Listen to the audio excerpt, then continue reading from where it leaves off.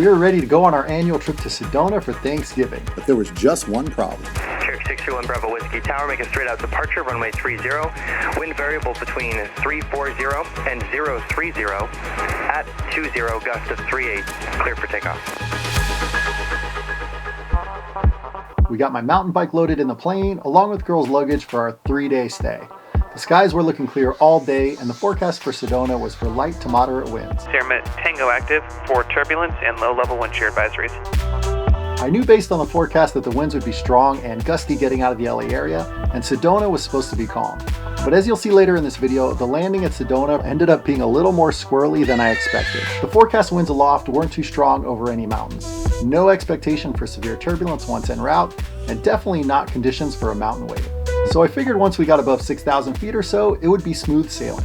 A nearby airport was reporting a forecast for non-convective, low-level wind shear. 1,500 feet above ground level, we can expect the wind to shift to coming from 040 at 50 knots. So that meant that the wind could shift and increase after takeoff, and non-convective low-level wind shear doesn't necessarily imply turbulence. Although I know from experience out of my home airport that under these windy conditions, it's likely to be bumpy for a few minutes until we clear the hills to the north. Are you guys ready? Seatbelts are fastened, the door's closed and latched. The door is locked, latched. Okay, we're going to fly straight out. If we are not at our 42 knots by taxiway Delta, we'll abort. If we're not airborne by the time we pass the tower, we'll abort. If we are past the tower, we're going to continue and land straight ahead. Field elevation is 1,000 feet, and we got a crosswind from the right, gusting crosswind. So I'm going to use a little faster VR speed, and I'm going to put that crosswind correction into the right as we're rolling, and then ease it up as we take off. Wyman Tower, Cherokee 631, Bravo Whiskey, holding short of 30 to Echo, straight out departure. Cherokee 621 Bravo Whiskey Tower, make a straight out departure, runway 30. Wind variable between 340 and 030 at 20, gust of 38. Clear for takeoff. Clear for takeoff, runway 201 Bravo Whiskey. Okay, lights, camera, fuel. Using runway 30, the wind would be between 40 and 90 degrees off the nose from the right at 20 gusting 38. This strong crosswind sits just at about the limit of what I'm comfortable with. I flew a lighter airplane, the Cherokee Challenger, for a few years, and in a lighter airplane like that, this would be beyond my limit. But having flown our heavier Piper Cherokee 6 for the past few years and over 500 hours in a variety of conditions, I've been really impressed by how it handles crosswinds, and was confident in both the plane and pilot to make a safe takeoff.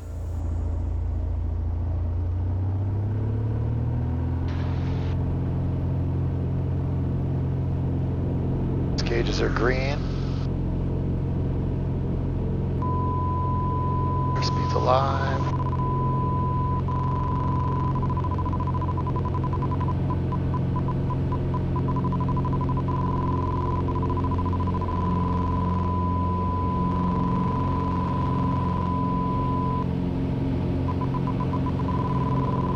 And we're going to keep our speed up because of that wind shear.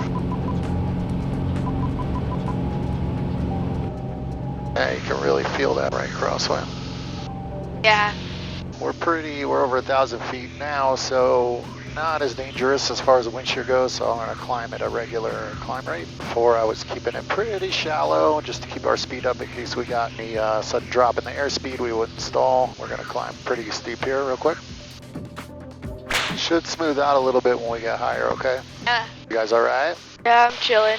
Okay, cool.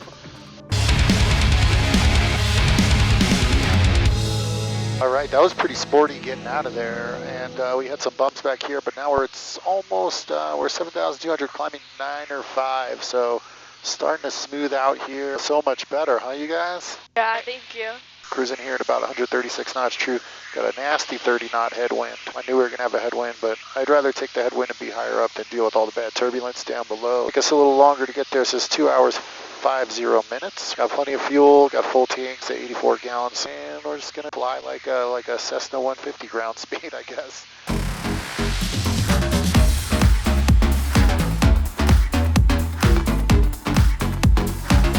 We just crossed the Colorado River just north of Lake Havasu. That's Lake Havasu off to our right over there. And I've just been playing around a little bit with my mixture and my prop. Well, I've got the manifold pressure all the way forward, making 21.5 inches. and I pulled the prop back. I usually cruise with the prop around 2350 to 2400, let's call it, and then I go lean of peak, which gives me about a little under 12 gallons an hour. But today I've pulled the prop back to 2230, 2250 in there, and pulled the mixture back, leaned it after doing that. It seems to me like my true air speeds are a little bit higher, a couple knots higher doing this. It's a little bit quieter. I feel like I usually cruise at like 130 to 133 depending on how heavy we are. And today I'm getting like 137 to 140 and 11.9 gallons an hour. Kind of an interesting difference. Curious if anybody's had similar results in a constant speed prop airplane or a Cherokee 6. So drop a comment in the YouTube comments about your technique for pulling the prop back, what you cruise at.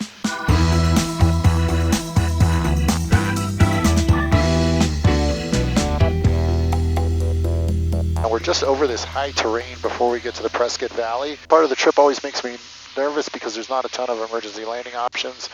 There is this one little airport over here on a ranch. It is called YOLO. So if you have an engine problem, I guess YOLO. 18 minutes ago, wind from 030, 13 gust 19. That is right down the runway. You can see here, runway 3 and 21. It's left traffic for runway 3, so I guess we'll just kind of enter a left downwind for runway 3. We can expect some downdrafts over the approach end of the runway because it's kind of on a mesa. It's usually a little turbulent in there because of all the rock formations. Cherokee 1 Bravo Whiskey, just let me know when you have the Sedona Airport in sight, sir. Currently it's 12 o'clock and 20 miles. We got the airport in sight, 1 Bravo Whiskey. And I'm going to dial in the Sedona altimeter setting now. And let's go down to 5900. I got the Sedona Airport in sight straight ahead, and we're going to begin our VFR descent. Wind 020 at 13, gust 21. So it's 10 degrees off. We'll add a few knots for our gust factor. I guess it's kind of shifting a little, but it's almost a direct headwind. Sedona traffic, Cherokee 631, Bravo Whiskey. We are 7 miles west-northwest of the airport, descending out at 7,300. Planning on entering a left downwind runway tree, Sedona. We're gonna do a total. Yeah, we're gonna do 2 U-turns, basically. This was my 9th approach into the Sedona airport, and winds have almost always favored the opposite runway for us, despite it being on a downslope. So coming in from the west into the pattern for runway 3 gave us some amazing new views to enjoy.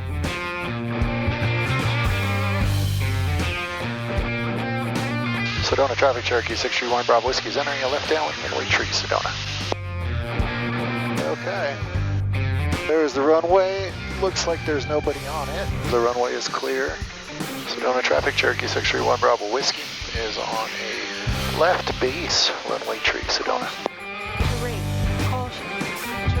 Are we going past it and coming around? We're just going to turn into it here. Okay. Is that different from how we've done it? Yeah. Okay. Alright. Sedona traffic, Cherokee 631, Bravo Whiskey is turning final. Left traffic, runway tree, Sedona. Alright, we got the gas, undercarriage, Shear power, both safety items. Even though the winds were almost right down the runway, short final ended up being a little more squirrely than I expected. Most likely due to the airport being on a mesa and the gusty winds getting disturbed by surrounding terrain and then tumbling over the approach end. Sedona traffic, Cherokee 631, Bravo Whiskey is short final, runway tree, Sedona.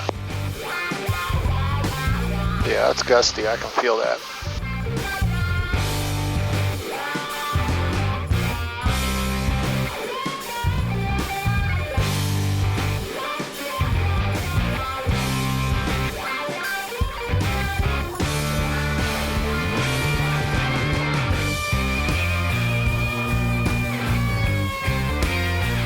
Oh yeah, that was sweet. That was amazing! Nice! Thank you. That was so good. It's kind of cold here. Had to put on the SoCal Flying Monkey hoodie. Got the rental car, they pulled it around. Super fun flight. Thanks for coming along on the journey with us. I definitely felt a little wonky coming in. I think I over-controlled it a little, but it worked out.